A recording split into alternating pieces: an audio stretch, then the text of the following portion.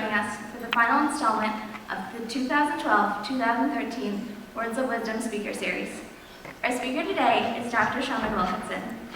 Dr. Wilkinson has served as superintendent since 2011, in addition to having spent 15 years overseeing human resources for the school district of Clayton.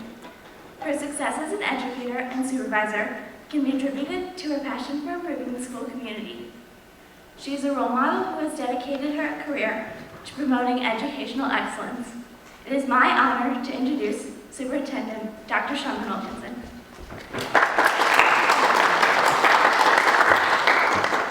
Thank you.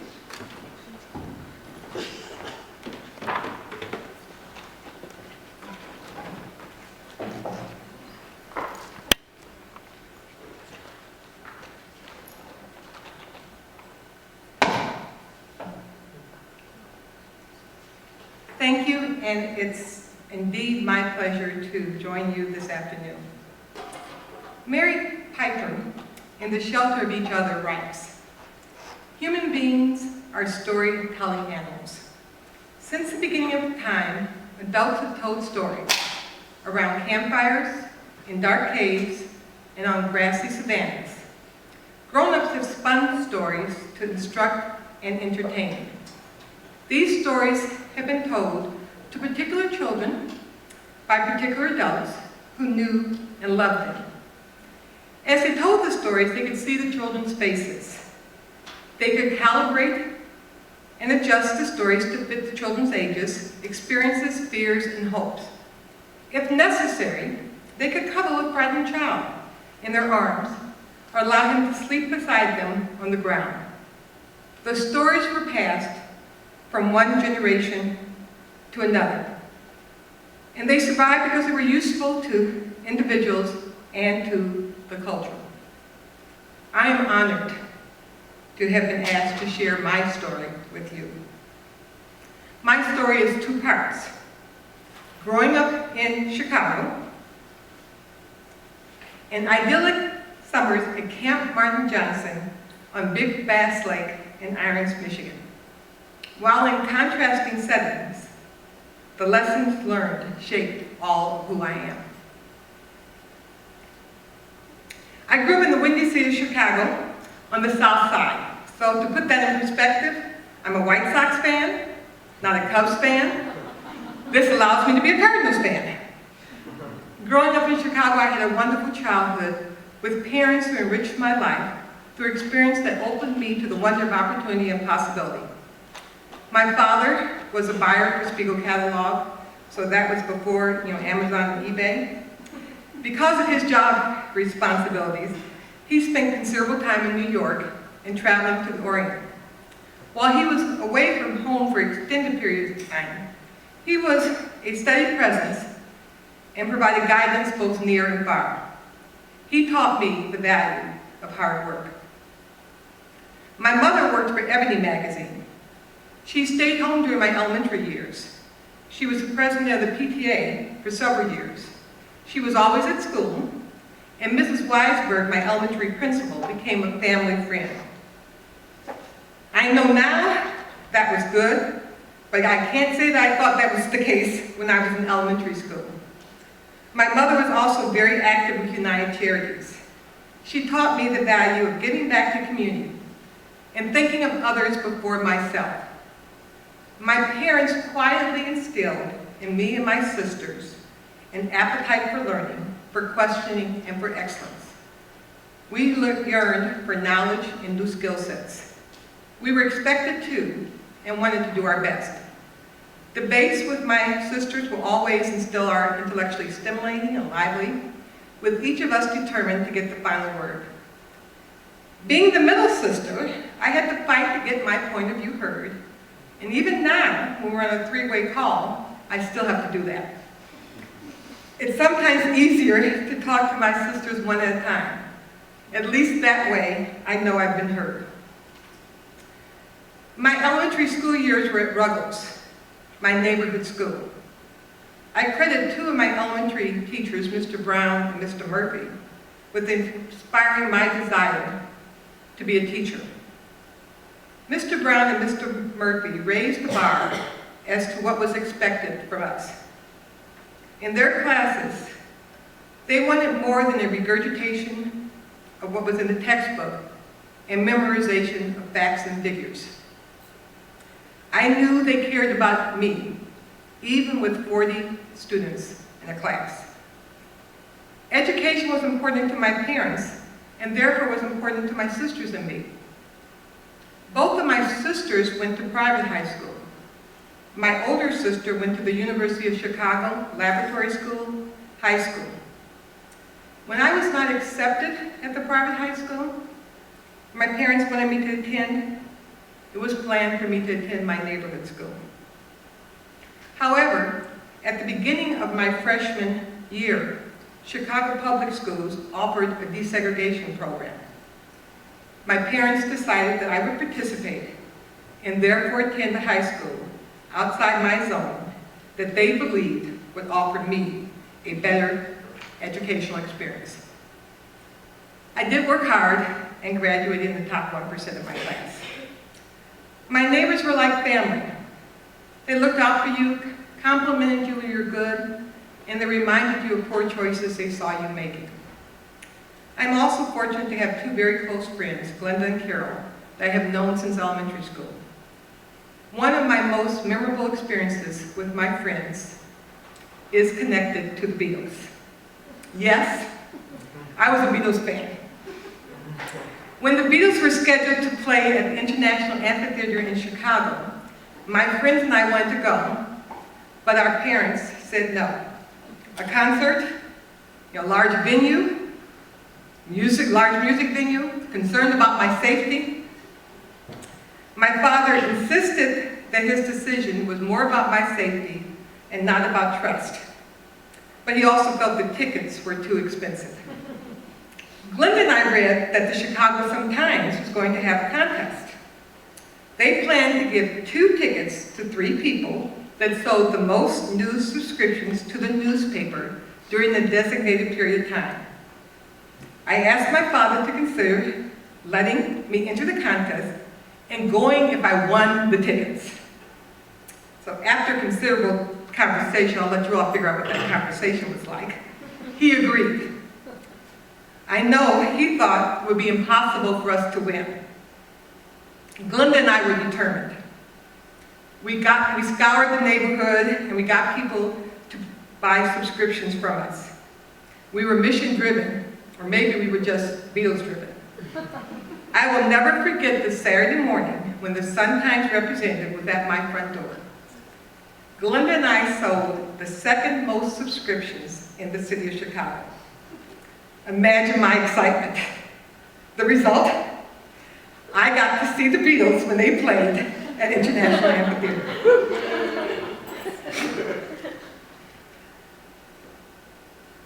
Thoughts of my youth always take me back to quaint ancestral summers spent on Big Bass Lake in Irons, Michigan. And this is the second part of my story. A place where you watched the beauty of the sun rise and set on the lake, and waited and watched for the torchbearer to bring the torch into the canoe to light the fire. Camp Martin Johnson was an idyllic YMCA camp that hosted a diverse community that could not be rivaled today. I spent many summers here as a camper, counselor in training, and cabin counselor. Differences in racial, religious, and socioeconomic backgrounds create an environment not to be questioned or studied as a social construct, but simply to be experienced and cherished as a fulfilling way of life. We woke to reveille and retired to taps.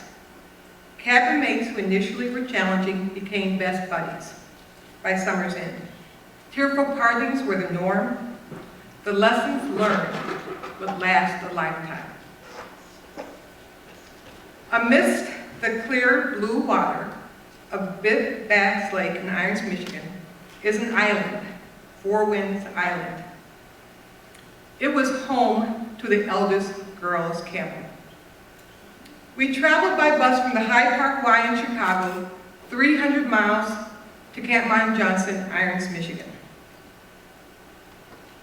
As we passed by the stockades, entering our arrival at camp, the excitement of having arrived, and the sounds of singing, and I'm not going to sing it for you, we are here because we're here, because we're here, filled the bus.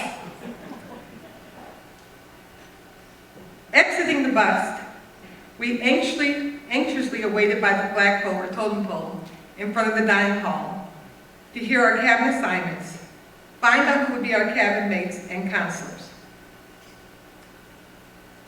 Each morning, a gentle breeze would come through an open window of my cabin as the sun rose in the east. The beauty and the plans for the day to come began to mold in my mind. What new adventures and challenges would today bring? And so now we've begun the journey of my first feeling that morning east wind. As a young camper, I arrived at CMJ both excited and with a bit timidity because of the unknown. The waterfront was a central part of CMJ. We had 3.5 miles of lakefront between Big Bass, Little Bass, and Bluegills Lake. We had swimming, sailing, skiing, canoeing activities. We also sent canoe trips out of camp on the area rivers. Canadian tripping programs were given to the older campers that sent them to Ontario rivers and lakes for 2 weeks. Kids were very active in all the programs. We went down to ranking swimmers and for granting privileges. So a red swimmer was a non-swimmer, and as a red swimmer you had to take daily classes. Yellow swimmers swam 100 yards and could use the rowboats. And if you became a green swimmer, you had to swim 200 yards and you could canoe and use the boats. And white swimmers were those who could use the sailboats and water ski. Growing up on the south side of Chicago, I was not a good swimmer. Needless to say, my first summer at camp, I was placed as a swimmer at the lowest level, red. One could progress from red to yellow to green and ultimately to white, with each level allowing more and more waterfront privilege. In my early years at camp, me and my cabin mates arrived already skilled at yellow or green swimmers. So for me, it was a challenge to achieve similarly. Indeed, it was a formidable challenge. And so as I think about this and understand, and I ask you to think about it, through our life and my life, we continue to face challenges. All of us are born with many talents, and these talents typically differ from others. That's the easy part. We might be strong in language or writing or math or athletics or relationship building. The rare few might be strong in so many areas that we find ourselves stuck to find something that, he or she isn't good at. What I was fortunate enough to learn through those days as a young camper is that it's challenges and how you face them that strengthens and molds you. So each day, I jumped into the water for my lesson, swallowed a lot of water, and pushed forward. The class structure made this easy for me. But as I worked hard each day and passed first into yellow, had to swim 4 laps and tread water for 2 minutes, then into green, swim 8 laps and tread water, I learned 2 things. The better swimmer you are, the less water you swallow. And that I could do it. I could learn to swim. And it also taught me what my grandmother always used to say was true. I can't is a sluggard too lazy to work. When faced with a challenge, if I put my head down, kept my eyes heading forwards toward the finish line, and work hard, I can achieve and grow. I might not be the best, but I can be my best. We had many routines of the day. After the bugle blew to wake us from sleep, we would head to the dining hall for KP duty for breakfast and then return to our cabins for cabin cleanup. We each had to tightly make our bunk beds and share the chores like sweeping, mopping, picking up trash. Then we would head out the door and feel the sun and breezes coming from the south. For me, this was the highlight of the day. I love the feel of those sunny morning breezes on my face and knew that class periods were beginning. Classes were great. Arts and crafts, camp crafts, again swimming, canoeing, water skiing, archery, riflery, horseback riding, and so many others that allowed me to work hard and learn new skills. We were given independence and freedom in a structured environment. We were trusted to carry out our responsibilities and be where we were supposed to be. Great fun, but perhaps not as important as with cabin cleanup. Because you see, while we were all frolicking with our friends and having fun in our classes, the camp assistant director had his clipboard, pen, flashlight, and eagle eye. He went from cabin to cabin inspecting our work. Less like, yes, like the military or maybe Napoleon Carter at 6th grade camp. A job well done meant a trip to the cabin, to the camp store, where we could buy gum or ice cream or a candy bar. A subpar job meant that during free time, you were cleaning again. This was definitely not the time to try to get away with stuffing your clothes under your mattresses or your belongings under your mattresses, and not to make your bed with square corners. If one of us did not do our part, it affected the whole cabin. At the end of summer, the cabin with the highest overall cleanup score won a cherry pie. A coveted prize indeed. After weeks of healthy and nutritious meals, we fondly nicknamed Slop. I learned that with freedom comes responsibility, and that breeds integrity, and that the actions of one can affect the whole group. There are many times in our life where we might try to live a little bit on the edge. Your integrity is something no one can take from you. Later in the afternoons, when the wind and light began to shift again, we enjoyed all cabin activities. The breeze was distinctly coming from the north, and the light was less vibrant than it had been a few hours earlier. Each year during all cabin time, we would plan on Olympic Day. Yes, our own Summer Olympic Games.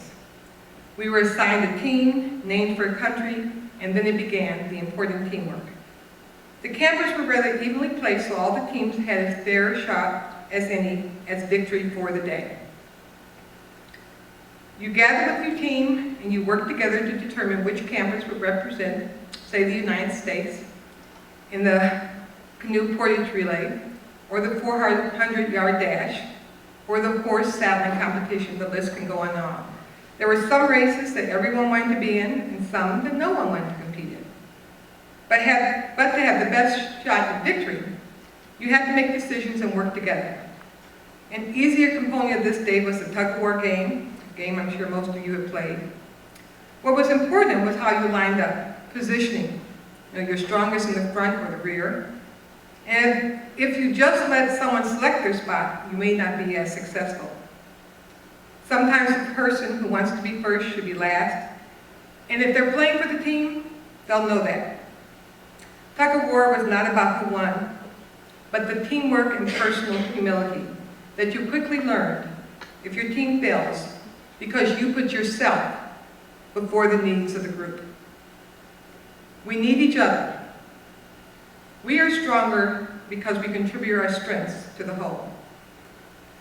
I learned that I can learn from others and be stronger for it, and that I can be a team player for the good of all. Camp taught me that as a member of a team, we need to embrace our unique individuality and respect our unified and collective strength. This creates community.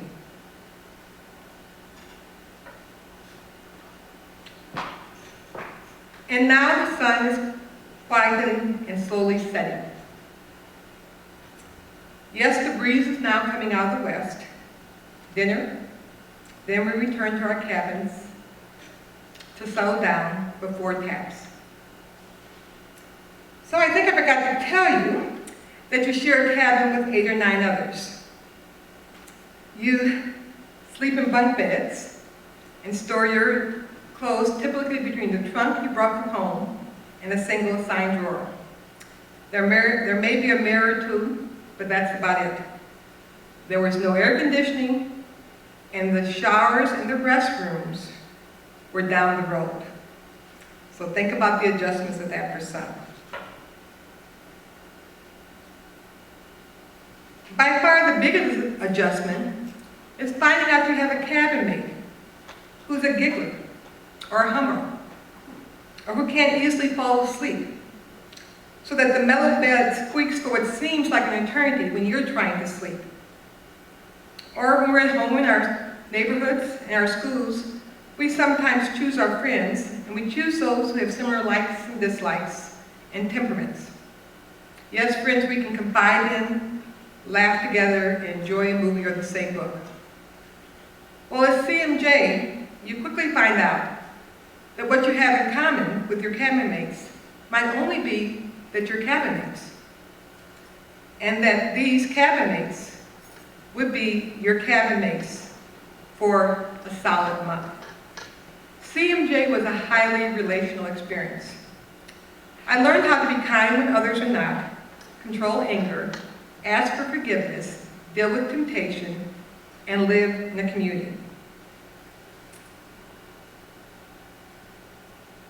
All was easy in the mornings. You rose to do your chores, and you head out the door to enjoy activities you have chosen with others, with whom you may have a natural affinity. But after dinner, when the sun has set and you're inside for a bit of time, it wasn't so easy. This was the time we as a group, we might make up cabin songs, plan a group activity, or just talk. Our counselor might read something that would elicit conversation. We might play a group game. And truthfully, this might be when we also bickered. It's amazing what happens when you live together for a month with someone you might not otherwise speak to, other than a polite hello, that is. In time, you find out that those who are different from you are interesting. The giggler has traveled someplace you've always wanted to visit and tells stories that mesmerize you. The Assamnat lives on a farm and actually milks cows. You live in a high-rise in the city. The whiner is a great organizer. By the end of the summer, as you have taken the time to really get to know your cabin mates, you have become friends. Friends with all your differences, friends with your unique peculiarities intact. These friendships last and are meaningful because you have stretched yourself and learned to enjoy them because of their differences. Indeed, you've learned to respect people for who they are, for their individuality. These friendships, they were fun, upbeat, harmonious, and inspiring. And so I would like to just share a few of my favorites with you. I hope you enjoy them.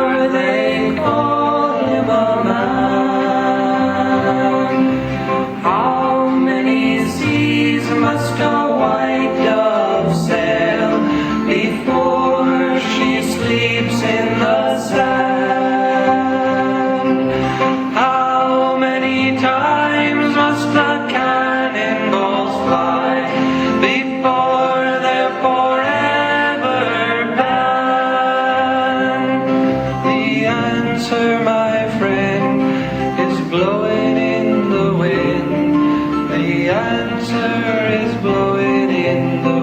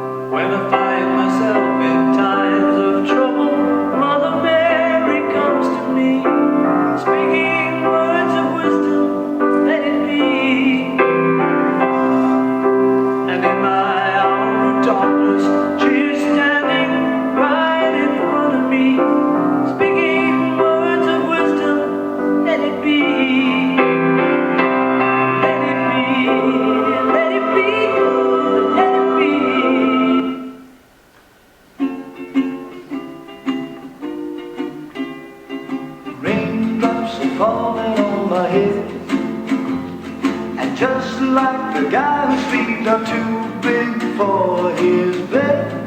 Nothing seems to fit. Those raindrops are falling on my head, they keep falling. So I just did me some talking to the sun, and I said I didn't like the way he got things done, sleeping on the job. Those raindrops are falling on my head, they keep falling. But there's one thing I know, the blues they send to meet me won't defeat me. It won't be long till happiness steps up to greet me.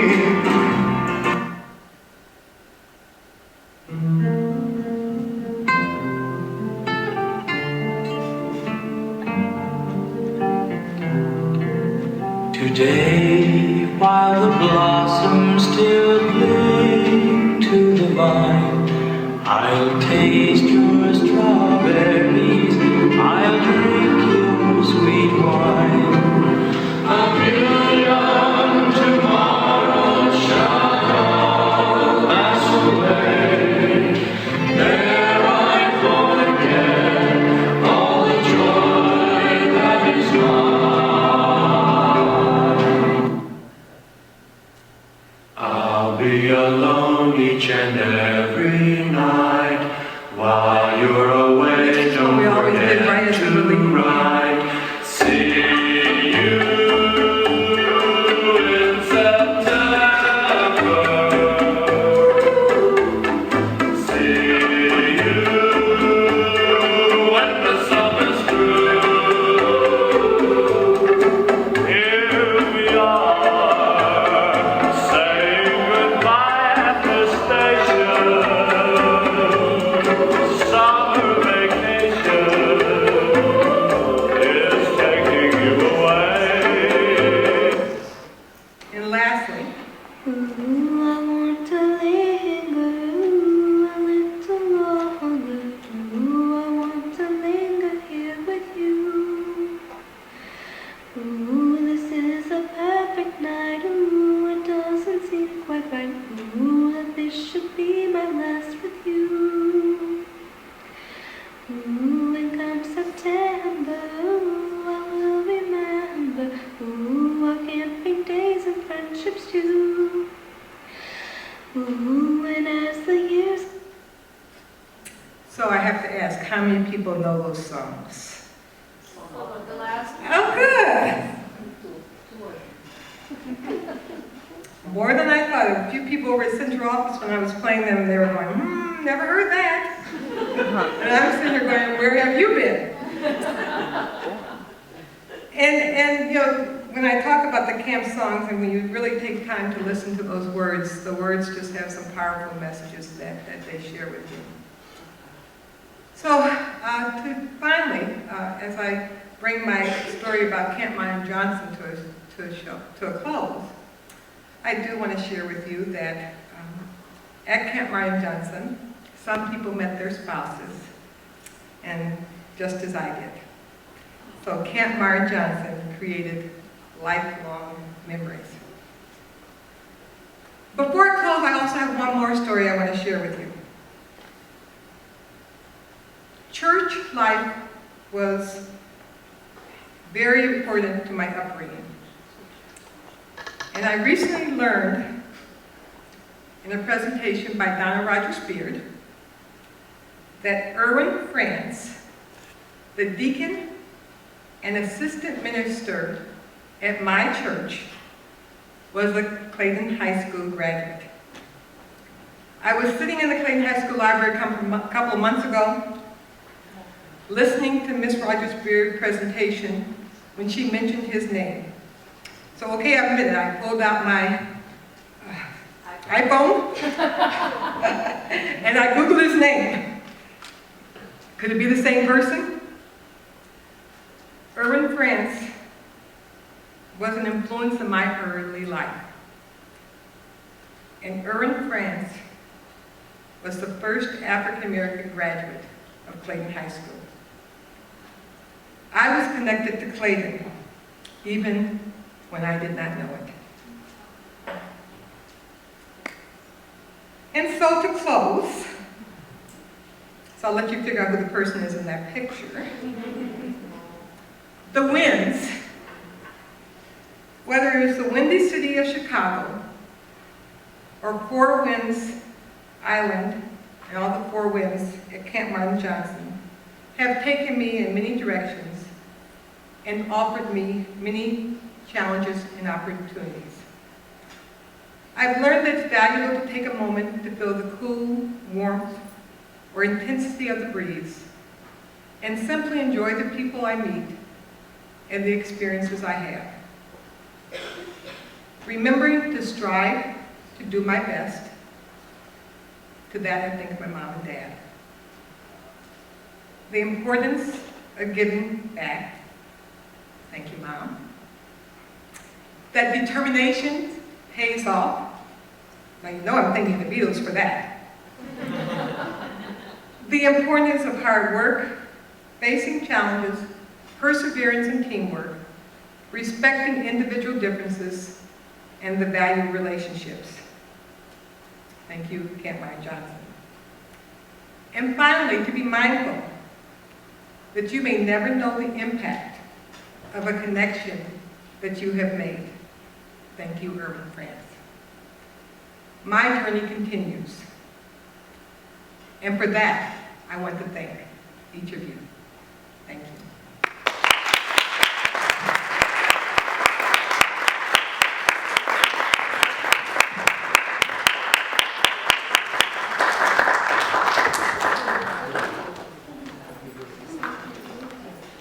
Thank you all for joining us this afternoon, and thank you, Dr. Wilkinson, for those wonderful words of wisdom. We hope to see you again next year. Thank you.